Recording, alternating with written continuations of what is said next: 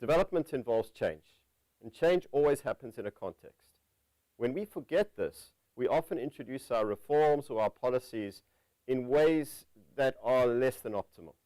We might introduce a new form that looks good on paper, but that doesn't actually work.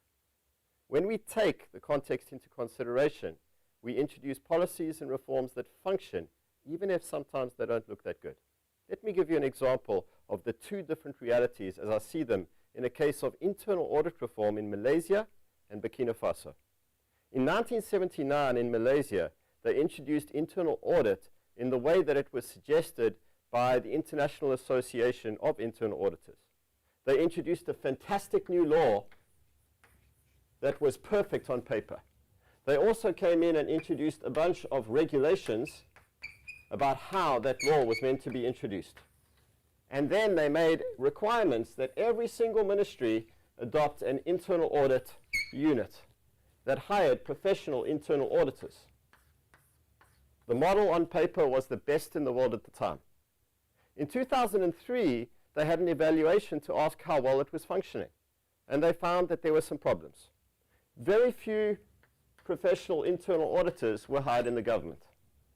Very few internal audit agencies were in place, and very few of the regulations were followed.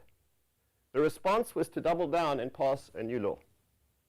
But when they actually looked to see what was going on, they found that there were a lot of other laws in place already that did similar things or that made that law very difficult to implement.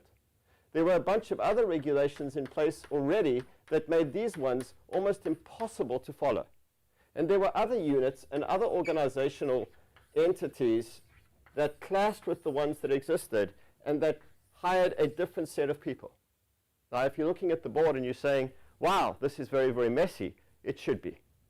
And one of the reasons why it was difficult for this reform to work was because the context was messy.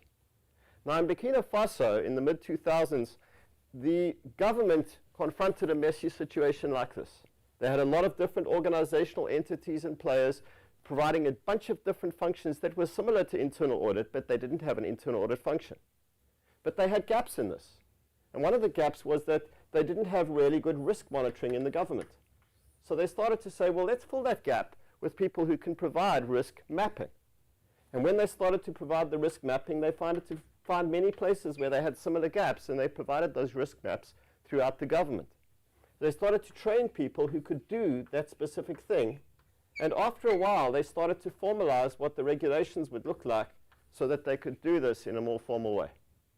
After a few years, Burkina Faso had something that looked very much like internal audit, but wasn't the best practice in form. It functioned, but it didn't necessarily look like what Malaysia had. Now, the moral of the story is very simple. We need to take context seriously when we do our interventions. And sometimes we need to create things that don't look good, but that function in the way that we want them to.